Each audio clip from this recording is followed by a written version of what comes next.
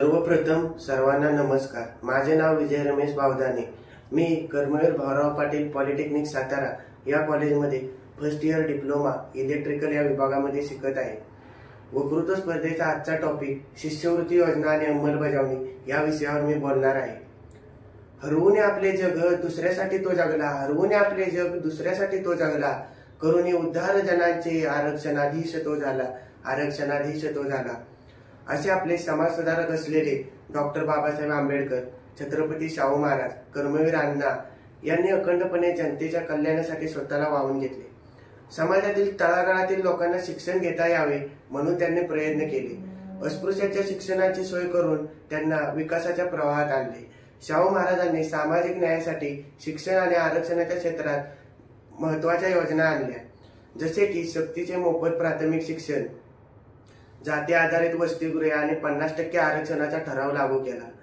तसेच अनुसूचित जातीतील विद्यार्थ्यांना शिष्यवृत्ती देऊन त्यांचे शिक्षण पुढे चालू ठेवण्यास प्रोत्साहन दिले आणि शासनाने यामध्ये पुढाकार घेऊन विद्यार्थ्यांसाठी वेगवेगळ्या शिष्यवृत्ती योजना सुरू केल्या आहेत आणि त्यासाठी आपले शासन नेहमीच कटिबद्ध राहते।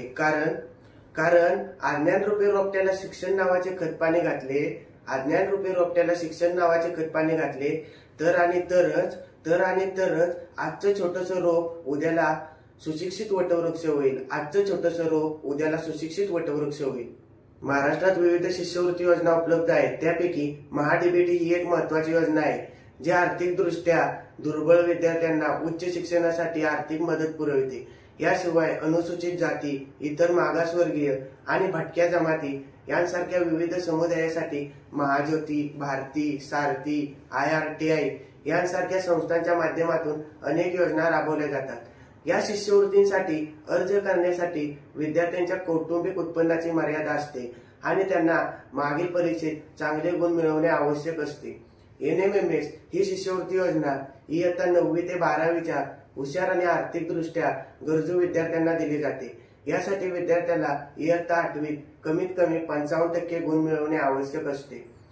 बऱ्याच शिष्यवृत्ती योजनांमध्ये अर्जदाराच्या कुटुंबाचे वार्षिक उत्पन्न एका विशिष्ट मर्यादेपेक्षा कमी असणे आवश्यक असते।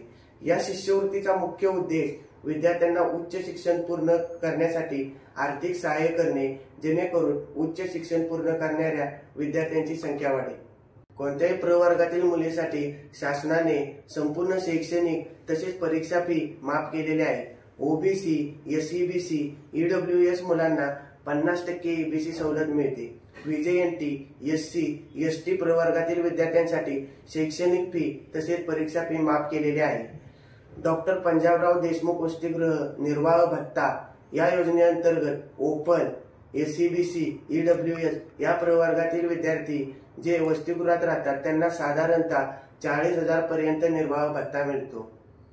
आपल्या मागासवर्गीय प्रवर्गातील विद्यार्थ्यांना या ज्या स्कॉलरशिप मिळतात आणि त्यातून विद्यार्थ्यांना शिक्षण मिळते त्या त्यांच्या स्वतःच्या तसेच आपल्या देशाच्या भवितव्यासाठी खूप खूप उपयोगी आहेत। शेवटी जाता जाता मला एवढेच म्हणावेसे वाटते की education is the passport to the future for tomorrow, belong to those who prepare for it to today. Thank you.